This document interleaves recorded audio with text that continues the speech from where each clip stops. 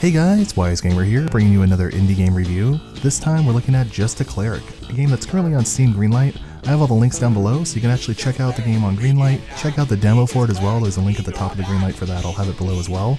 And then vote yes or no for it if you want to see it on Steam or not, and if you would buy it, make sure you hit that thumbs up button on that page. That being said, let's hop into the review. So Just a Cleric. Now on the surface, it is a RPG, 2D platforming game, and really that's the main gameplay of it as well. However, there's a lot of unique elements that give you a lot more kind of in-depth and make the game, worth it really to kind of check out and everything too. So I've been talking with the dev a lot. He is extremely passionate about this game, and I think right there alone, just having that passion in a developer means that you're going to get a lot more from it.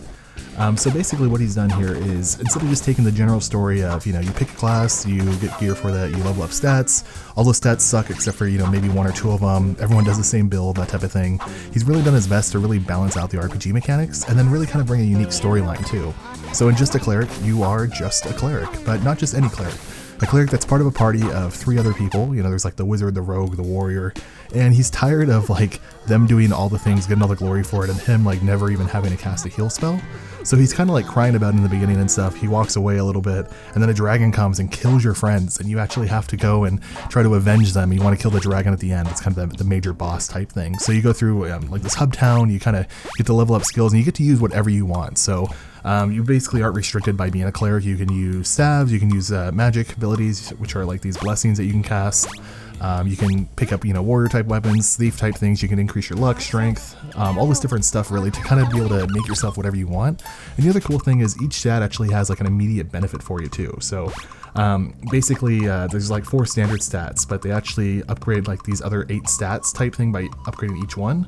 And none of them are ever trash at all. They're all really good for you. So it's kind of cool that you get to do different things like that too. Now really, there's a few things that he's added as well that you don't normally see in these types of lower budget 2G RPG platformers. There's encumbrance, so the more you weigh, actually the more damage you take from fall damage, for example. The different ways as you play out will change because there's actually a game mode plus that allows you to keep certain things but then be able to go back into the game and play through it again. There is the hub town where you can upgrade gear and stuff like that too, but then there's also some other stuff as well. So visually the game is a retro pixel art type looking game. It's really simplistic. The text is actually a little bit hard to read sometimes for me because it's so low scale text writing as far as the 8-bit style pixely art that's sometimes, like I said, a little bit difficult for me to read, but it's not that bad at all. The dialogue's actually really well written though, and the artwork again is really well done as well. The dragon for the boss at the end is just crazy good looking. There's a lot of things in the Steam files right now that show what that's going to look like when it's in the game completely.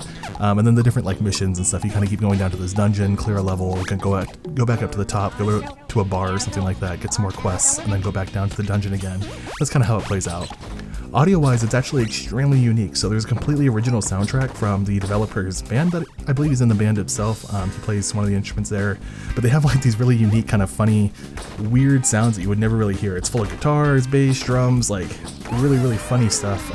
The main theme is he's just a cleric, he's gonna die, and kind of repeats over and over again. But it's really cool. It's not just chiptunes that you would hear in a really low budget game. It's actually a unique soundtrack that is really kind of fun and kind of draws you into it too. It plays to the quirky style of the game. Replayability wise, I did touch on this a little bit. There is a game mode plus that gets you in there. There's about 3-4 hours of main storyline gameplay the first time you play through. And there's also a hardcore difficulty that makes things even more challenging too. So it's really kind of interesting, different ways to play, and kind of cool how you see that. Really, drawback wise, there's not too much that I see here. I don't know what the price point's going to be since it's still in Greenlight, so really based on price is what I'm going to say here. I think it is a lot of fun, but to give it a fair review, I've been talking with the developer a lot. He's a really good, passionate guy. I think he's going to bring a lot to the table. It has a lot of potential, and right now it is still a lot of fun, so I would recommend it. Again, I have all the links down below. Make sure you check out the demo at least on the Greenlight, and then hit that thumbs up button there if you want to see it on Steam so you can purchase it someday. Thanks, we'll see you next time guys. Have a good one, bye-bye.